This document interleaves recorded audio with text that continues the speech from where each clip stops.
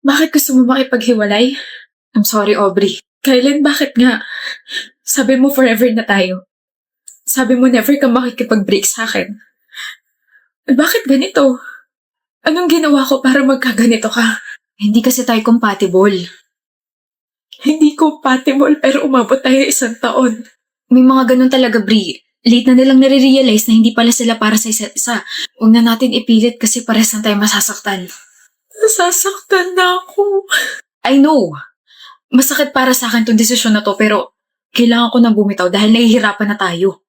I'm sorry, Aubrey. Maybe sa next life natin, tayo na talaga, di ba? Huwag ka nang malungkot. Huwag ka nang umiyak, okay? Hindi talaga lahat ng relationship nag-work. I'm really sorry for this. Always remember na minahal kita at mahal kita. Sorry. Ano? Break na kayo ni Aubrey? 2 days ago pa. Parang hindi ka broken-hearted ah. Ginusto mo? Siyempre, dada moves na ako dun sa blockmate ko eh. Ganda nun, pre. Maganda si Aubrey. Iba si Aubrey dun sa blockmate na nakilala ko. Sobrang, alam mo yun, swak yung personality namin. Parang nag-click agad kami. So, nagkagusto ka sa blockmate mo habang kayo ni Aubrey? Oo. Walang yan. Muntik na nga ako matawa kay Aubrey habang nakikipag-break ako sa kanya eh. Bakit? Iyak nang iyak. Konti na nga lang parang tutulo na yung uhog eh. Wala eh. Patay na patay talaga siya sa akin kaya ganun. Hindi siya umiiyak. Ano, Basti? Hindi siya kako umiiyak, Kylen. Ano, hindi?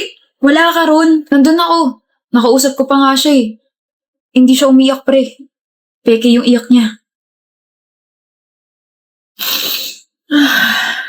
Breeze. Basti. Kayo na ka pa nandyan? Oo. Sorry, pero...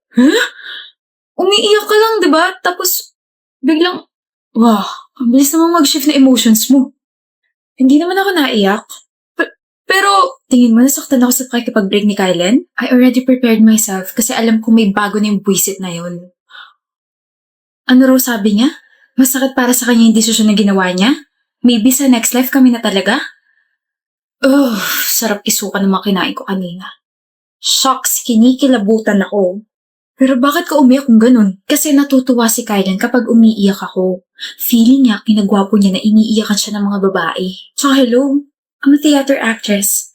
Sayang naman kung hindi ko gagamitin sa kanya yun, di ba? He's already stupid na hindi siya agad nakipag-break sa akin. Pero lalo pa siya magiging tangat bobo kung ipagkakalat niya sa iba na iniyakan ko siya. But trust me, ipopost ako yung bank account ko. Ipagkakalat niya yan sa iba. Sinabi niya yun? Oo, tapos natawa pa nga siya kasi mukha ka raw tanga habang kinakausap siya tungkol sa hindi niyo pagiging compatible, something like that. Ayusin mo sarili mo, Kylen. Nakakaya ka maging kaibigan eh. Okay lang yan, Kylen. Yung mga ganyang ugali, deserve mapahiya. Mom, alis na po ako ah. Here's your allowance. Meron pa po ako ma. Gamitin niyo na lang po yung pambili ng next groceries natin. Billy, bye na po ma. Take care of myself sa school. I love you and tell dad that I love him too, okay? Ang batang yun talaga. Billy, kanina pa kita inaantay. Huwag mo naman masyado ipahalata na miss mo na agad ako. You know you're my savior pagdating sa ACADS. Pa-tutor ako sa part na to. Sabi ko na ginagamit mo lang ako eh. Billy naman eh. Dalisan ba dyan? Eto. Congratulations, Billy. You're running for highest honors college. You're really making us proud, ha? Keep it up. Thank you po. Hindi niyo naman kailangan pumalakpak. Deserve mo naman talaga. Saan pa nga, lalo pang nilakasan. The dress is giving, Billy. Thank you. You wanna get the link ba? Pwede? Hindi mo i-gatekeep? Hindi lang naman ako yung pwede magsuot ng damit na to. Thank you! Ang bait-bait mo talaga kaya ang daming humahanga sa'yo eh. Ano ka ba? Hindi naman. Ano hindi ka dyan? You have a perfect life, Billy. You're a very good friend, schoolmate, and classmate. Tapos your family is very, very rich pa. You're a loving girlfriend and may perfect relationship pa with Jules. Beauty and brains ka pa. Tapos you're super kind pa. Baka lumaki ulo ko niyan ah. Wala kaming pake kahit maging megamind ka pa. We will still love you, Billy. Thank you, Laya. And you know my name pa? Oh my gosh! Of course, nagkaroon na tayong interaction dati, diba? How's your day, my love? Ganun pa rin, masaya, enjoy, and hindi boring. Tapos, Running for highest honors ulit ako. And then alam mo ba, I stumbled upon the schoolmate. Her name is Laya. Sabi ba naman niya, I have a perfect life. Perfect ka naman talaga. You're my perfect Billy. It feels weird lang. As in, sa buong buhay ko, ngayon ako nasabihan ng perfecto ako. Nobody's perfect naman. You're an exception, baby. Whatever. Sa'yo ba, Jules? How was your day? Nagka-aberrate lang sa isa sa mga subjects pero nagawa na naman na naparaan. Don't pressure yourself too much, ha? Yes, ma'am. At saka palagi sumasagi sa isip ko na kapag nagpadala ko sa inis at saka sa pagiging stress ko, lalo magiging masama yung kalalabasan ng mga ginagawa ko. Very good naman ang baby ko. Kaya pengen ako kiss. As you wish. Ay. Bakit, Dilly? Ikaw yun? Yung ano? Cringe naman ito. Narinig mo yun? Billy, are you okay? Pinagtitripan mo ba ako, Jules? Okay ka lang ba? Ano ba sinasabi mo? Huwag ko na lang kaya ilagay itong part na to sa POV na to. Medyo cringe kapag naghingi pa siya ng kiss eh. Baka mamaya makringe na rin yung mga manonood nitong content ko na to. Billy! Jules? Hala, ano nangyari? Ba't nag-glitch? Ba't nakastuck na siya? Ba't ganito? Part? POV? Content? Audience? My friends? My family? My schoolmates? My boyfriend? Hindi ako tanga para hindi ma-realize to. Isang palabas lang ang perpektong buhay ko. Ano, tapos ka na sa POV na ginagawa mo? Paano matatapos biglang nag-glitch to in-edit ko? Ayaw na gumalaw ng clips, so pati yung editing app na damay. O paano yan? May ako na nga asikasuhin. Tara, kain muna tayo. Tara. Ay, wait, yung phone ko. I have some good news. Ano yun, Ace? Kasama ako sa math competition next week. Ay, paano? Paano, Brea? Highest ako sa exam, diba? In-announce pa nga ni Ma'am. Okay. I mean, I get to compete with other schools. So, ano nga ulit yung kinukwento mo, Clara? So, ito na nga. Kahapon kasi. Look! Yan! Nanalo ako sa competition. I'm so happy! Oh. Ha? Bakit? Ano ba gusto mo reaction namin? Wala man lang congrats?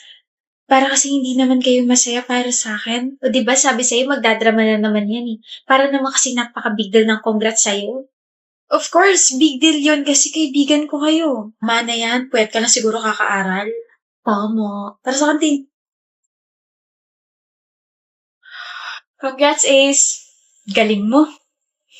Thank you, Hannah. Congrats ulit, Ace. Para saan? Di mo pa ba alam? Kasama ka sa honor list. Talaga? Yep. Deserve mo mag-celebrate. Kain tayo sa labas. Ano meron? Kasama ako sa honor list. Talaga? Oo nga. Talagang makakasama ka kasi di ba mayaman magulang mo? Anong sinasabi mo dyan, Brea? Bakit? Totoo naman, di ba? Kaya ka lang naman nagiging representative ng school, tsaka kaya ka kasama sa honor list kasi may kapit ka. Aminin mo na, friends mo naman kami. Oo nga, tsaka baka mamaya is pinangalan sa'yo kasi you're born to ace the quizzes and exams because of your connections. Hindi totoo yan. Nakita namin yung advisor natin, nakausap yung mama mo nung nakaraan. Baka mamaya may bagong pinipish sa competition for ace kapalit ng pera. How can you both say that? Wala kayong alam. Kaya kausap ni mama yung advisor natin kasi nagpapasalamat siya for guiding me. We're just saying na ang unfair kasi palaging ikaw ace. Give chance to others naman. Nabibigyan naman ng pagkakataon yung iba. Sadyang ayaw nyo lang aminin sa sarili nyo na bobo kayong dalawa, kaya ganyan kayo kay Ace. Hana, sabi mo? Sakit ba masampal ang katotohanan? You can even clap for her. Hindi nyo man lang masabi na, congrats Ace. Sobrang deserve mo yan. Hindi eh. Unang marka nyo sa kanya, puro pagdududa. Anong klase kayong mga kaibigan? Kaibigan namin siya. Kaibigan na Inglaterra dahil nakakaangat yung isa niyong kaibigan. Oo nga naman. Kaibigan nga talaga kayo. What about her connections? Matalino't masipag si Ace, hindi niyo lang talaga matanggap yun. Ako nga na hindi niya nakakasama palagi, kitang-kita yun eh. Kayo lang tong mga bulag-bulagan. You can't convince us. What is 20 raised to 2? Sige nga. 40. Oo nga, 40. It's 400. Huh? 20 raised to 2 is 400. 20 times 20 is equal to 400. That's basic math. Dami mong alam. Bida-bida. Kitams? Tara Ace, i-celebrate natin lahat ng mga na-ace mo except with your fake ace friends. Galing mo? Nablangko ako sa sarili kong tanong eh.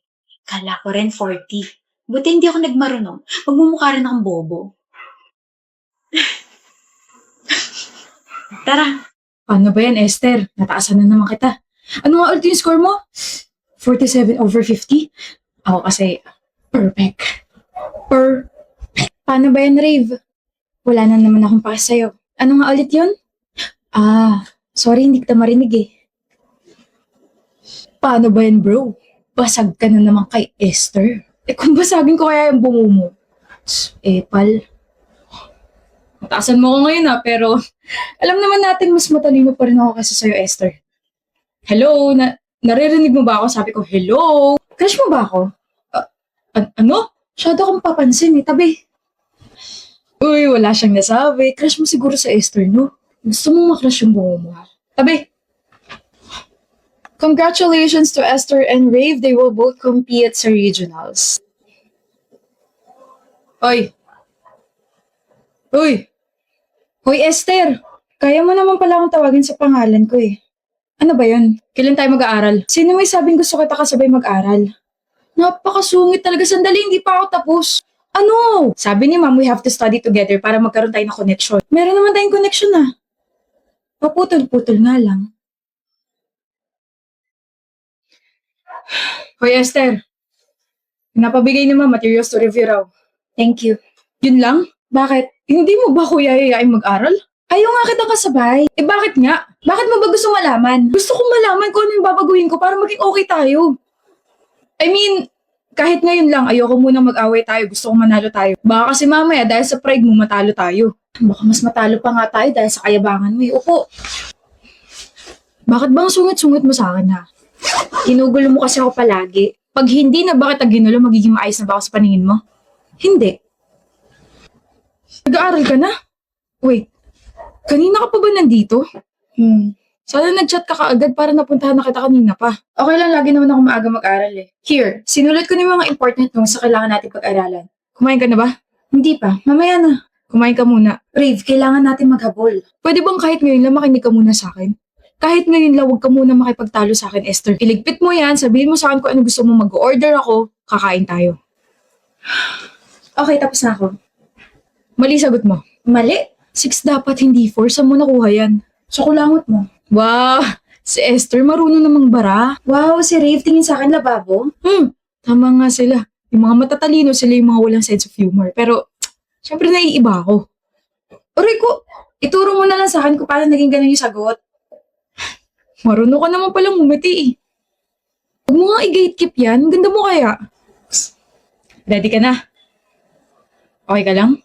Oo, kulang na sa tulog. Sabi ko naman kasi sa'yo, maaga ka magpahinga. Pwede bang wag mo na akong pagalitan, Rave? Let's just finish this competition tapos bumalik na tayo sa dati. Why are you giving me that kind of attitude? Akala ko ba okay na tayo? Ano yung gusto mo ha? Yung dati? Na inaasar kita tapos ikaw wala kang pakialam sa akin? Ayoko. Pinakisamahan lang kita for extra points. Huwag kang umasta na close tayo.